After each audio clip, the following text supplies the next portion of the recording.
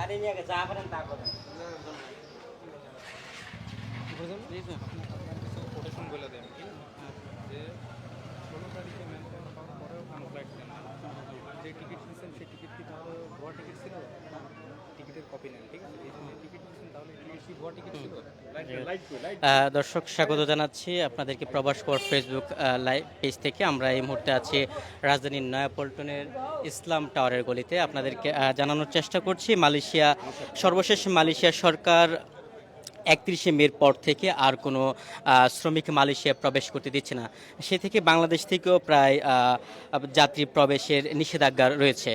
31 তারিখের পর থেকে বাংলাদেশ থেকে কোনো শ্রমিক মালয়েশিয়া প্রবেশ করতে পারে না। কিন্তু এখানে আমরা বেশ কিছু ভুক্তভোগী পেয়েছি যারা নাকি আজকে এসেছেন, তাদেরকে ফ্লাইট দেওয়ার কথা বলে এনেছেন একটি এজেন্সি। তাদেরকে ফ্লাইট দিচ্ছে না, বরঞ্চ রাস্তায় রাস্তায় ঘুরাচ্ছে। আমরা যদি আপনাদেরকে জানিয়ে রাখি যে সর্বশেষ মালয়েশিয়া সরকার তাদের সিদ্ধান্ত নিয়ে জানিয়েছে যে বাংলাদেশ 15টি দেশ থেকে 31শে মের পর তারা কোনো প্রকার শ্রমিক নেবে না। এটি দেশটির কেন্দ্রীয় সিদ্ধান্ত। সেই সিদ্ধান্ত মোতাবেক বাংলাদেশ থেকেও কোনো শ্রমিক মালয়েশিয়া যেতে পারছে না। কিন্তু সম্প্রতি সময় আমরা দেখতে পাচ্ছি যে সরকার এবং এজেন্সি সরকারের কথা তোয়াক্কা না করেই এজেন্সির মালিকগুলা লোকদেরকে আরও বেশি হয়রানি করে তাদেরকে জানাচ্ছে যে ফ্লাইট দেওয়ার কথা বলে আরও টাকা নিচ্ছে এবং পথে পথে সে প্রবাসগামী ব্যক্তিদের ভোগান্তি করছে। আমরা প্রবাস খবরের ফেসবুক লাইভ থেকে আপনাদের সেই বিষয়টা দেখানোর চেষ্টা করছি এবং আমরা কিছু ভুক্তভোগীদের কথা বলবো। তারা রাস্তায় রাস্তায় ঘুরছে। যাদেরকে আজকে ফ্লাইট দেওয়ার কথা বলে নিয়ে আসা হলো ইসলাম টাওয়ারের গলিতে, তারা এখন রাস্তায় রাস্তায়, তাদের সর্বশেষ অবস্থা তারা নওগাঁ থেকে এসেছে। আসার পরে সকাল থেকে আজ অবধি এখন অবধি কিছু খান নাই। তাদের সাথে সর্বশেষ যে কথাটা হয়েছে, আমরা বেশ কিছু প্রবাসীর সাথে কথা বলছি। তাদের ম্যান পাওয়ার ক্লিয়ারেন্স হয়েছে 16 তারিখ হওয়ার পরও কেন তাদেরকে ফ্লাইট দিল না তারা সেটি জানে না। এই মুহূর্তে আমরা একজন ভুক্তভোগীর সাথে কথা বলবো। আমার কলিং প্রথম হলো 2021 সালের ফেব্রুয়ারি মাসে একটা ভুয়া কলিং দেখা টাকা নিছে, কিছু টাকা দিলাম। তারপরে আবার মনে করেন যে এই 24 সালের আছে ফেব্রুয়ারিতে আবার ভুয়া কলিং দেখায়, আবার মনে করেন যে টাকা নিছে। কিন্তু আমার কাগজে পর্যন্ত ওকে হয় নাই। আজকে মনে করেন যে আমি পথে পথে ঘুরতেছি, আমার ফোন দিলে ফোন ধরে না, কথা বলে না। এখন মনে করেন যে আমি সুদের উপরে টাকা নিয়ে জমি বন্ধক রেখে স্বর্ণ বন্ধক রেখে নিয়ে এসে টাকা দিছে, আমার তো কোনো কাগজই হয়নি। তাহলে এইগুলা কি? আমাদের তো মনে করেন যে সব কিছু ভুয়া কাগজপাতি দেখাইছে। এখন আমরা কিভাবে কি করব? আপনি কি এই যে টাকা দিয়ে প্রতারিত হয়েছেন, এর জন্য কি আপনি বিচার চান কিনা? অবশ্যই বিচার চাই। আজকে আমি মনে করেন যে সব কিছু নিশ্চয় আছে, ঢাকা শহরে মনে করেন ঘুরে বেড়াইতেছি, আমার খাবার নাই, আমার কাছে টাকা নাই। কি কারণে আমার থেকে এইভাবে প্রতারণা করে টাকাগুলো নিল? আপনি এজেন্সিকে কত টাকা দিয়েছেন? আমি আমি 3 লাখ টাকা দিছি। টাকাগুলো কিভাবে দিয়েছেন? টাকা দিছি এই যে ধাপে ধাপে, প্রথমে কলিং দেখাইছে, টাকাগুলো হাতে লেনদেন হয়েছে। সব কিছু মনে করেন যে এর বাড়ির যা দিয়েছি, তারপরে হলো বাজারে দিয়েছি, আর অফিসে দিয়েছি, এভাবে টাকা নিছে। কোনো ব্যাংকের চেকের মাধ্যমে লেনদেন করেন, কয় বিশ্বাস করে দিলে সমস্যা নাই, এভাবে টাকা নিছে। সর্বশেষ তো মালয়েশিয়ার সরকার বলেছে 31শে মের পর থেকে বাংলাদেশ 15টি দেশ থেকে শ্রমিক নেবে না। কিন্তু আজকে আপনারা কেন এখানে এসেছেন? আজকে আমাদের বলছে যে আজকে হলো আমাদের ফ্লাইট, এই জন্য নিয়ে আসছে। তারপর বলছে যে এরা অন্য অন্য ইয়া সব বন্ধ, আমাদেরটা চালু আছে, ফ্লাইট হবে, এ বলে নিয়ে আসছে। এ কথা আপনাদের কে বলেছে? অন্যান্যগুলো বন্ধ থাকলে আপনাদের এটা চালু? এটা ওই যে আমাদের হলো এই অফিসের যে হলো মেন হলো মালিক হলো জামাল সাহেব, উনি বলছে। কখন বলেছে? এটা 10টা-11টার দিকে মিটিংয়েই বলছে। আমাদের কাছে প্রমাণও আছে। আচ্ছা, কি প্রমাণ আছে আপনাদের? এটা আমাদের কাছে ভয়েস আছে, ভিডিও আছে। এই বলে আমাদেরকে সান্ত্বনা দেয়া, মনে করেন যে এখন এ পর্যন্ত ঘুরেতেই আছে। আচ্ছা, আপনারা এই যে এখন নিচে অবস্থান করতেছেন, কতক্ষণ যাবত এখানে এই বিল্ডিং এর নিচে অবস্থান করতেছেন? এখানে সকাল 8টার থেকে মনে করেন যে শুরু হয়েছে। আমাদের সবাই 8টা বাজে, 6টা 8টা। ঠিক আছে দর্শক, আমরা আপনাদেরকে প্রবাস খবরের ফেসবুক পেজ থেকে জানানোর চেষ্টা করছি। এখানে মালয়েশিয়াগামী যে যাত্রীরা আছে তারা সকাল থেকে এখানে অবস্থান করতেছে। এজেন্সিগুলো তাদেরকে বলেছে ফ্লাইট দিবে, কিন্তু ফ্লাইট দেওয়ার কথা বলেও ফ্লাইট না দেওয়ায় এই ভোগান্তির সৃষ্টি হয়েছে। এই মুহূর্তে আমি আরেকজন ভুক্তভোগীর সাথে কথা বলবো। জি, আমি গত 3 বছর আগে টাকা দিই। প্রথমে তো 1 লক্ষ টাকা দিই, আমার কলিংয়ের পরে একটা কলিংয়ের পেপার দেয়, 1 লক্ষ টাকা দিই। তারপরে আমাকে বলে যে তুমি মেডিকেল আনফিট হয়েছো বলে আবার 1 লক্ষ টাকা নিয়ে নতুন করে মেডিকেল করানোর পরে আমি মোটে 2 লক্ষ টাকা দিই। পরে আমাকে একটা কলিং পেপার দেয়, সেটা আমি সার্চ করে অনলাইনে সার্চ করে দেখি, হ্যাঁ ঠিক আছে।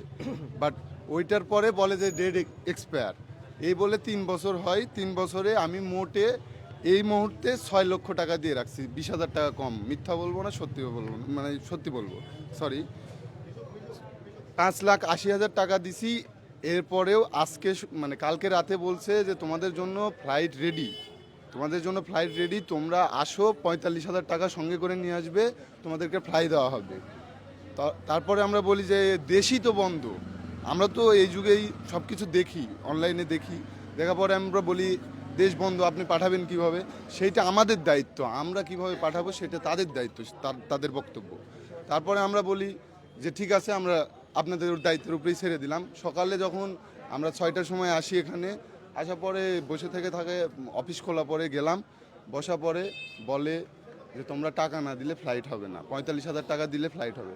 এখন ভাই আমি 5,80,000 টাকা দিছি, আমার সুদের টাকা দিতে দিতে 9 লাখ টাকা হয়ে গেছে 3 বছরে। আপনি বুঝতে পারছেন হয়তোবা। আর এমন এই 3 বছরে এমনও কথা বলছে তারা, 3 বছরে মনে হয় 300 বেশি অধিক ডেট নিছে ভাই আমার থেকে। আমি চরমভাবে ভুক্তভোগী। এটা এই দেশে এইরকম পরিস্থিতিতে সিনক্রেট হয় বা এরকম অবস্থাও হয় আজকাল, বাংলাদেশ নাকি অনেক উন্নত হয়ে গেছে, তারপরেও আমরা এইরকম ভুক্তভোগী যে টাকা দিয়ে আমরা যাইতে পারতেছি না। 31 তারিখে লাস্ট ডেট ছিল, তার আগে 26 তারিখে আমাদেরকে ফ্লাইটের একটা টিকিট দেওয়া হয়, ভুয়া টিকিট। ভুয়া টিকিট দিয়ে আবারও টাকা নেওয়া হয়, যে টাকা আমি 5 লাখ টাকা দিয়ে রাখছিলাম, ওই 80,000 টাকাও নেওয়া হয় আমার থেকে। নেওয়া পরে আমাকে বলা হয় তোমার ডেট হয়েছে, আমি আসবো, এই সময় আমাকে ফোন দিয়ে বলে টিকিট ক্যান্সেল হয়ে গেছে, বুকিং করা ছিল আরেকজন কেটে নিছে। তো টিকিট কি কখনো আরেকজন কাটা সম্ভব? আমি যদি বুকিং করি, এটা তো সম্ভব না, আমরা তো বুঝি। তারপরে আমরা প্ল্যান প্রোগ্রাম করে সবাই মিলে বললাম যে চলেন আমরা ঢাকাতে যাই, কথা বলি। এর মধ্যে আমাদের ওই পাশের প্রতি এলাকার 2-1 ভাই ব্রাদার মিলে আসছিল। আসার পরে তাদের কাছ থেকে, এই অফিস থেকে আমাদের 2-4 জনের কাছ থেকে সই ছাপ্পন নিয়ে বলে যে তোমরা যাও, তোমাদেরকে 10 তারিখে ফ্লাইট দেওয়া হবে আর 12 তারিখে ফ্লাইট দেওয়া হবে। তারপরে আমরা জিজ্ঞেস করি যে 10 তারিখ বা 12 তারিখে আপনি ফ্লাইট দিবেন কিভাবে, দেশই যেহেতু বন্ধ। তাও আমাদেরকে বলেনি যে আমাদেরকে মালয়েশিয়া নিয়ে যাচ্ছে না। এখন তো আপনারা যেতে পারতেছেন না, আপনারা কি চান? আমরা এটা তীব্র নিন্দা ও প্রতিবাদ জানাচ্ছি, এবং আমাদের দায়িত্ব যেন আপনাদের মাধ্যমে সরকার এবং সবাই নেয় আমাদের টাকা, বা আমাদের যে টাকা, তো বলে বোঝানোর মতো না টাকা, কি বলবো ভাই, গয়না লাস্ট পর্যন্ত রাইখাও ওদের কথায় রাজি হয়েও 45,000 টাকা নিয়ে এসেছিলাম। সত্যি কথা আপনাদেরকে বলেই দিলাম, ওদের কথা মানে বুঝেন, 3টা বছর ধরে ঘুরতেছি, 3টা বছর ধরে। আর নতুন করে কি বলবো, বলার মতো আর ভাষা নেই ভাই। বন্ধুরা দেখতে পাচ্ছেন যে প্রিয় দর্শক, যে তাদের চোখের পানির মূল্য আসলে কে দিবে, এবং এই মুহূর্তে কিন্তু সরাসরি আমরা ফেসবুক লাইভে আছি, এবং এই যাত্রী সহ আরও কিছু যাত্রী আছে এবং যাদের হাতে ভুয়া কাগজ ধরিয়ে দিয়েছে, সে কাগজ আপনাদেরকে দেখাবো, এবং আরও কিছু যাত্রী আছে তাদের সাথে কথা বলবো। একটু আমাদের সাথে লাইভে থাকবেন। জি,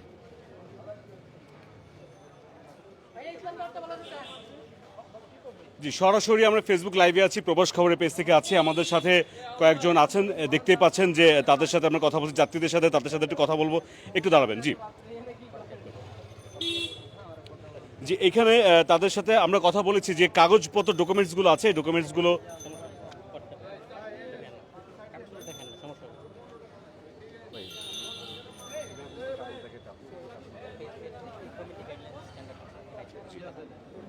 যে এই ডকুমেন্টসগুলো কিন্তু আপনারা দেখতে পাচ্ছেন, ডকুমেন্টসগুলো তারা আছে, সেগুলো তারা ভুয়াভাবেই তারা দিয়েছে। জি, কথা বলতে যাচ্ছে ওনার সাথে। জি, এগুলা কাগজপত্র সব ভুয়া। আমার এক যে কাগজটা দিছে পুরোটাই ভুয়া, এই কাগজ যে কাগজটা দিয়েছে পুরোটাই ভুয়া। এই কাগজের 2 নাম্বারই আমাদের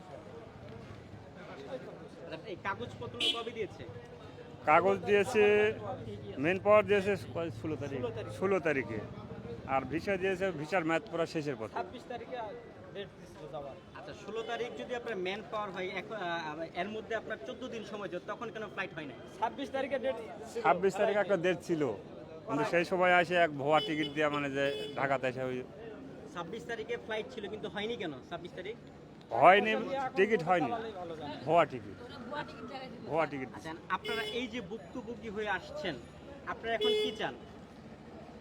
আমরা সঠিক বিচার চাই, তার শাস্তি। অবশ্যই সঠিক বিচার চাই আমরা।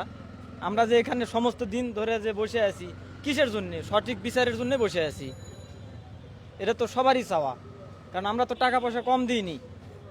5 লাখ 5.5 লাখ করে টাকা সবাই দিয়ে দিছে, কেউ তো কম দেয়নি। কিন্তু টাকা দেওয়ার পরেও আমাদের সাথে কেন 2 নাম্বারই করা হলো? এটাই আমাদের দাবি। কত টাকা দিবেন? 5.5 লাখ। টাকা কাকে দিয়েছেন? সাজদুল।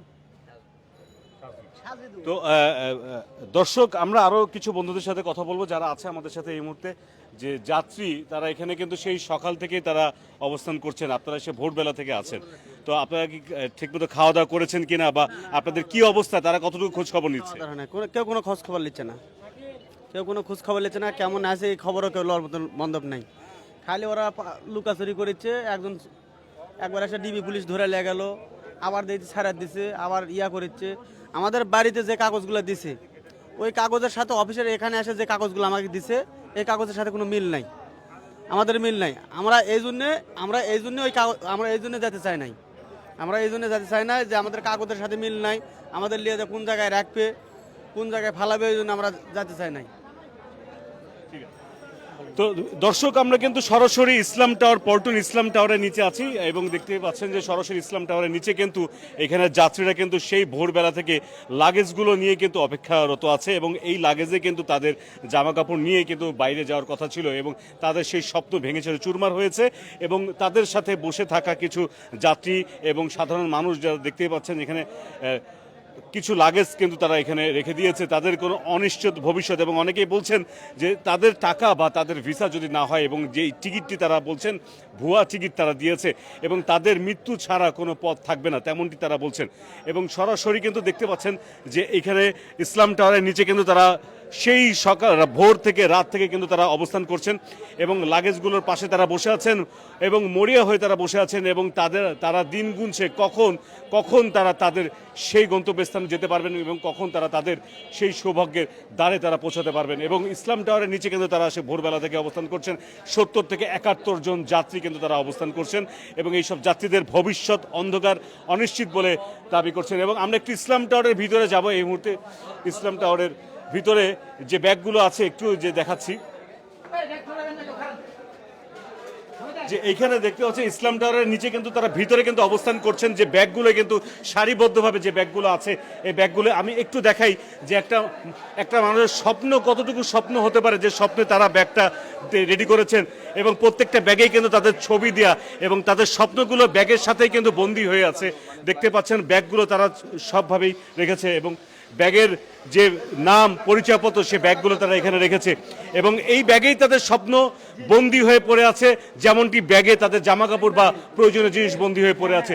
তো আমাদের এইখানে যে দর্শক দেখতে পাচ্ছেন যে যাত্রীরা কিন্তু এখানে সে কালকে থেকে এখানে কিন্তু অবস্থান করছে, খেয়ে না খেয়ে অবস্থান করছে এবং প্রত্যেকটা ব্যাগেই কিন্তু তাদের জীবনের যে কষ্টগুলো তারা বয়ে এনেছে। এবং এখানে কিন্তু আমরা একটু উপরের দিকে যাব, আমরা যে এখানে দেখতে পাচ্ছেন প্রচণ্ড ভিড়, এখানে মানুষের সমাগম, এখানে যাত্রীদের সমাগম। এখানে যে ব্যাগগুলো তারা এখানে রেখে দিয়েছে, এই ব্যাগগুলোর সাথে তাদের ভবিষ্যৎ কিন্তু বন্দী হয়ে আছে।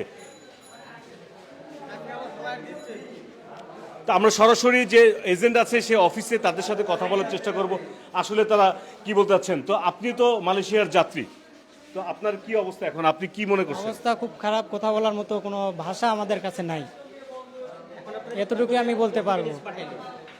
আমাদেরকে এখন এই মুহূর্তে বললো যে যাদের আজকে ফ্লাইট ছিল তাদেরকে উপরে যাইতে বললো, আজকে ফ্লাইট দিবে মালয়েশিয়া।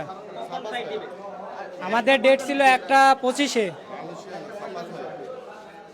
তো এটা এমন একটা ভিসা, ফিঙ্গারও লাগতেছে না, বলতেছে সব চলে যাও এখনই। আবার এটা তো মালয়েশিয়ার বলে না, মালয়েশিয়াতে দিচ্ছে না, তারা দিচ্ছে মালয়েশিয়াতে। ফিঙ্গার ছাড়া তারা ফ্লাইটে যাচ্ছে এবং দেখতে পাচ্ছেন যে আজকে কিছু যাত্রীদেরকে উপরে নেওয়া হচ্ছে, তাদেরকে যে তাদের যাত্রী তাদেরকে নিয়ে যাওয়া হবে। তো আপনি কি মনে করছেন?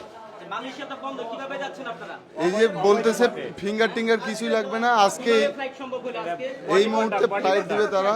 এটা বডি কন্টাক্ট বলে। মানে কিভাবে সম্ভব? মালয়েশিয়া 31 তারিখের পর থেকে কোনো শ্রমিক নিচ্ছেন 31 তারিখের পর থেকে, সেক্ষেত্রে কিভাবে আপনারা যাবেন? অবৈধভাবে আর কি, এটা তো অসম্ভব। তারপরে হচ্ছে অবৈধভাবে নিয়ে যাচ্ছে আর কি। এটা অবৈধভাবে কিভাবে, মানে কি দিয়ে যাবেন আপনারা? এটা আপনি হচ্ছিল স্টুডেন্ট ভিসা যাকে বলা হয়। এই আপনাদের তো বিষয় হচ্ছে ওয়ার্কার বিষয়, তাহলে এখন স্টুডেন্ট বিষয় কিভাবে আসলো? আসলে এরা এই যে কম্পিউটারতে কিছু কিছু লেখা পিডিএফ করছে, বুঝতে পারছেন, এদের কিছু সাজানো কিছু লেখা। আর আমরা যেখানে যাচ্ছি মালয়েশিয়া থেকে, ওটা হলো আপনার সার্বিয়া না কি জানো, ছাপা ছাড়া, ওখানে মনে করেন কোনো কিছুই লাগে না। স্টুডেন্ট বিষয় নেবে। আপনার বয়স কত? আমার বয়স বর্তমান 27 বছর চলতেছে। 27 বছর। হ্যাঁ। আপনি কি স্টুডেন্ট হিসেবে যেতে পারবেন? না তো, না তো। তাহলে আপনি কেন এয়ারপোর্ট যাচ্ছেন? আমি যাচ্ছি না, আমি যাচ্ছি না। কারা যাচ্ছে? অনেকেই যাচ্ছে। যাচ্ছি না।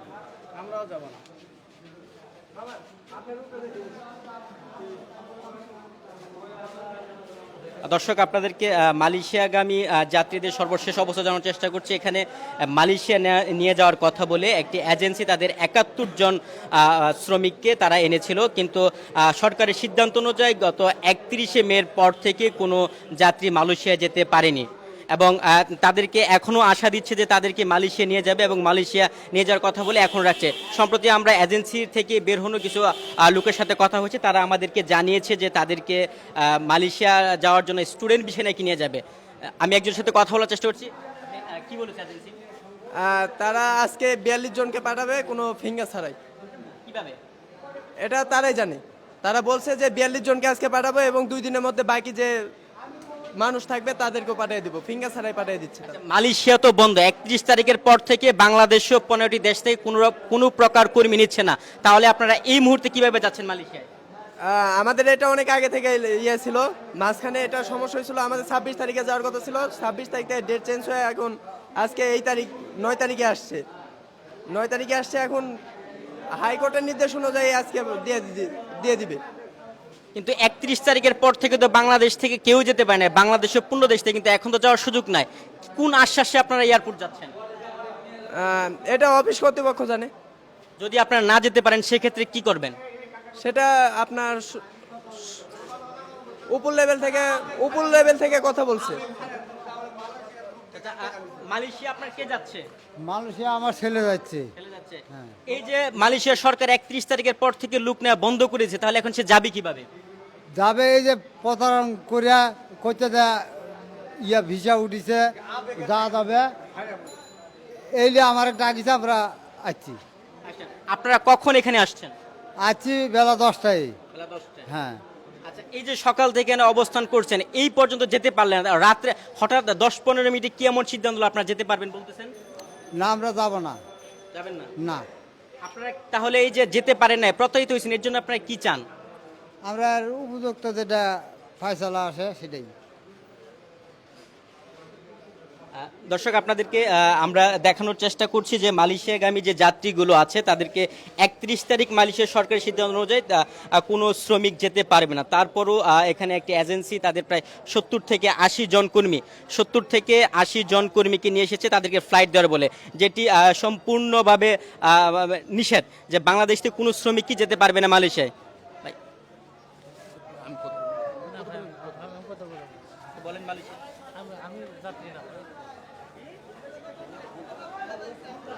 আমরা এই মুহূর্তে ইসলাম টাওয়ারের গলিতে অবস্থান করছি। ইসলাম টাওয়ারের গলিতে সকাল 8টা থেকে ঠিক এখন বাজে প্রায় রাত 9:30। এই মুহূর্তে তাদেরকে এজেন্সি থেকে বলা হয়েছে তাদেরকে নাকি মালয়েশিয়া পাঠানো হবে, যার ফলে তারা এখন আবার প্রস্তুতি হচ্ছে। কিন্তু মালয়েশিয়ার শ্রমবাজার বন্ধ, 31 তারিখ রাতের পর থেকে মালয়েশিয়ার টোটাল শ্রমবাজার বন্ধ। এখন তারা কি বলছে ভাই, একটু আপনাদের এজেন্সি থেকে বলেন। আমার এজেন্সি প্রথমে বলেছে আমরা সব ফাইট দিয়ে দিবে আজকে। ফাইট দিয়ে দিবে। কিভাবে ফ্লাইট দিবে? মালয়েশিয়া তো বন্ধ। মালয়েশিয়া বন্ধ, এখন মনে করেন যে খোলা আছে আমার যে ভিসাটা। কিভাবে খোলা আছে মানে বললো? সেভাবে খোলা আছে, তাহলে অপশনে শোনা লাগবে। অপশনে শোনা লাগবে কার কাছ থেকে? ওই ভাইয়ের কাছ থেকে। ভাই ভাই একটু কথা বলবো আর কি ভাই, প্লিজ কথা বলতাম আর কি, যে মালয়েশিয়ার তো ভিসা বন্ধ, হ্যাঁ, কিন্তু 31 তারিখ থেকে আপনার কোনো ফ্লাইট নিচ্ছে না, সেক্ষেত্রে কিভাবে আপনারা শ্রমিক পাঠাচ্ছেন, মানে কি কোন উপায়ে? আচ্ছা, এটা একটা গভর্নমেন্টের কোম্পানি, বুঝছেন, গভর্নমেন্ট টু গভর্নমেন্ট, এটা মালয়েশিয়া গভর্নমেন্টের বিষয় ওনারা দিছে, এটা গভর্নমেন্টে নিয়ে যাবে। এটা হচ্ছে মানে কুয়ালালামপুর ডিস্ট্রিক্ট, এটা হচ্ছে অন্য ডিস্ট্রিক্টের বিষয়, এটা হচ্ছে সাফা সারওয়ার বলে, এটা হচ্ছে ওখানকার বিষয়, সেই জন্য টোটাল মালয়েশিয়ায় তো শ্রমিক নেওয়া বন্ধ, বাংলাদেশ সহ 15টি দেশে 31শে মের পর থেকে কোনো শ্রমিক নিচ্ছে না, সেক্ষেত্রে আপনারা বাংলাদেশ থেকে কিভাবে তাদেরকে পাঠাচ্ছেন, মানে কোন মাধ্যমে? এটা হচ্ছে আমাদের মাধ্যমে, এটা আমাদের বসটাই ভালো জানবে, আপনারা উপরে উঠে কথা আপনি বললে recruitment ভালো হবে। agency কি? আপনার এটা আমি এদের কিছু না, আমি আপনার এমনি নাম? যে যাত্রীর সাথে আসছি, যাত্রীগুলো মানে নিতে কোন আসছি। যাত্রীর সাথে আছেন? আপনার যাত্রীরা হ্যাঁ, দেখাবেন কি? যাত্রীগুলো ওই যে উপরে নেওয়ার জন্য আসছি। উপরে আপনি অফিসের কি আমি অফিসের এমনি স্টাফ, স্টাফ? আপনার নাম এবং পরিচয়টা দিতেন। নাম জাহিদুল ইসলাম। আপনি ওখানে কি পদবিতে আছেন? এমনি পদবি অফিসের সচরাচর পদবিতে আছে, মানে আর কি। কি কাজ post? করে এমনি কোনো পোস্ট নাই, এমনি post। এখন এই সরকারের এই মুহূর্তে এবং কি সর্বশেষ মন্ত্রণালয় বলছে যে যারা বা ক্ষতিগ্রস্ত এটা এটা এটা আমাদের বসই বলতে পারে। সর্বশেষ মন্ত্রণালয় বলছে যে আপনার যারা ক্ষতিগ্রস্ত হয়েছে, হ্যাঁ, তাদেরকে আবেদন করার জন্য, কিন্তু সেক্ষেত্রে আপনারা কিভাবে পাঠাবেন? ভাইয়া ওটা আমাদের বসই বলতে পারবে, আপনি বসের সাথে আপনি তো কথা তাদেরকে বলবেন। নিয়ে যেতে আসছেন, আপনি তো তাদেরকে নিয়ে যেতে আমি আসছেন, তো আর উপরে নিব, অফিসে নিব, অফিসে নিয়ে কথা বলবো, এই আর কি। তাদেরকে কখন ফ্লাইট দিবেন আপনারা? আজকে রাতে ফ্লাইট। আজকে কোন এয়ারওয়েজে ফ্লাইট দিচ্ছেন? এটা হচ্ছে বাতিক এয়ার, মানে মালিন্দু এয়ার বলে। বলেন দিয়ে। জি, একটা আপনারা কি নিশ্চিত যে তারা যেতে পারবে? এই নিষেধাজ্ঞার পরে কিভাবে নিশ্চিত হন? জি জি নিশ্চিত, এটা আমাকে বলছে, বলবো। আমি তো ভাই এত কিছু জানি না, আপনাকে বললাম না, আমি তো জানলে আপনাকে বলতামই। এখন মালয়েশিয়া তো টোটালি বন্ধ, শুধু বাংলাদেশ না, আরো 15টি দেশের জন্য। পরে গিয়ে জিজ্ঞেস করেন না, জিজ্ঞেস করলে তো আপনাকে বলবো।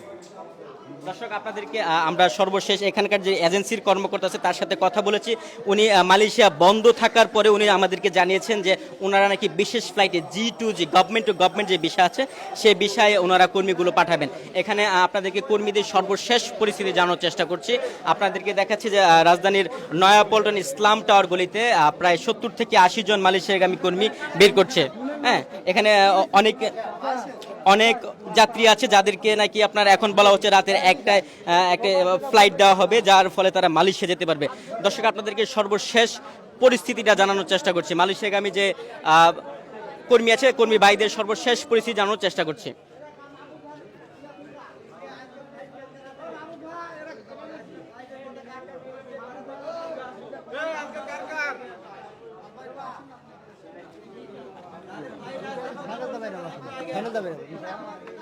ভাই, আপনাদেরকে এজেন্সি কি বলেছে জানতে চাচ্ছিলাম, এজেন্সি থেকে আজকে আমাদের 42 জন যে যাত্রী আছে এদেরকে ফ্লাইট দিবে এই কথা বলছে। আচ্ছা, কিভাবে দিবে ফ্লাইট? তো 31 তারিখের পর থেকে মালয়েশিয়া কোনো শ্রমিক নিচ্ছে না, আপনারা শ্রমিক ভিসা যাচ্ছেন, কিভাবে যাবেন? আমরা শ্রমিক ভিসা যাচ্ছিল সাফা সারোয়া, মালয়েশিয়ার না।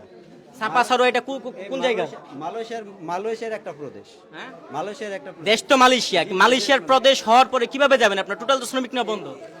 আমরা তো সেটা জানি না, সেটা জানে এমবাসি, এমবাসির সাথে কথা বলবো। এটা কি আপনাদের সাথে নতুন কোনো আরেকটা প্রতারণার ফাঁদ পাতা হচ্ছে? আপনারা কি সেটা খেয়াল করছেন? আর না, এটা আপনারা বলতে পারবেন। আপনারা একটু জাস্ট যদি ইয়া করেন। কখন আপনাদেরকে জানানো হয়েছে যে ফ্লাইট দেওয়া হবে? কালকে। আজকে কতক্ষণ যাবত এখানে অবস্থান করছেন? সকাল থেকে, ভোর থেকে। সকাল থেকে কেন আপনার ফ্লাইট দেওয়া হয়নি? ফ্লাইট দেওয়া হয়নি, টাকা। এখন কি আপনারা যে টাকাটা আছে সেটা পেড করেছেন? না, আমরা টাকা পেড করে নিই, ওই যারা আমাদের দালাল তারাই ওগুলো টাকাগুলো পেড করবে অফিসিয়ালি ভাবে, তারপর অফিসে আমাদেরকে ফ্লাইট দেবে। আচ্ছা, অফিসে কি আপনাদেরকে আশ্বস্ত করেছে মালয়েশিয়া ফ্লাইট দিবে? জামাল ভাই, উনি কি প্রতিষ্ঠানের? এই প্রতিষ্ঠানের প্রধান। ঠিক আছে, বাবা ছেলেকে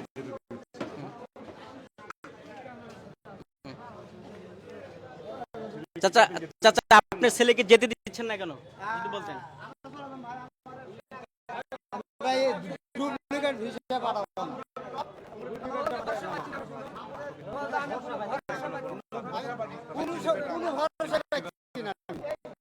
কোনো ভরসাই নাই আমার ছেলে যেভাবে দিচ্ছি সমুদ্রের মধ্যে ফেলা, কোনো ভরসাই আমি পাচ্ছি না।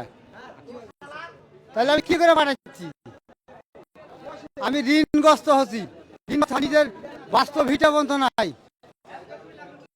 আমি সরকারের খার জায়গাতে আমি পড়ে আছি। এই যে সাফা সরোয়া বলতেছে, এটা তো মালয়েশিয়া থেকে 1200 কিলোমিটার দূরে। হ্যাঁ, আমি এইভাবে পাঠাবো না। দর্শক আপনাদেরকে আমরা প্রবাস খবরের পক্ষ থেকে এখানে যে মালয়েশিয়াগামী যে যাত্রী আছে তাদের সর্বশেষ পরিস্থিতি জানার চেষ্টা করছে এবং এখানকার যে জানিয়েছে এখানকার যারা মালয়েশিয়াগামী আজ 42 জনকে তারা ফ্লাইট দিবে, হ্যাঁ, এবং এই ফ্লাইট গুলো হচ্ছে কি আপনার সাফা মালয়েশিয়াকে তারা মালয়েশিয়া যে জায়গাটা আছে সেই জায়গায় এখন পর্যন্ত তেমন যারা এবং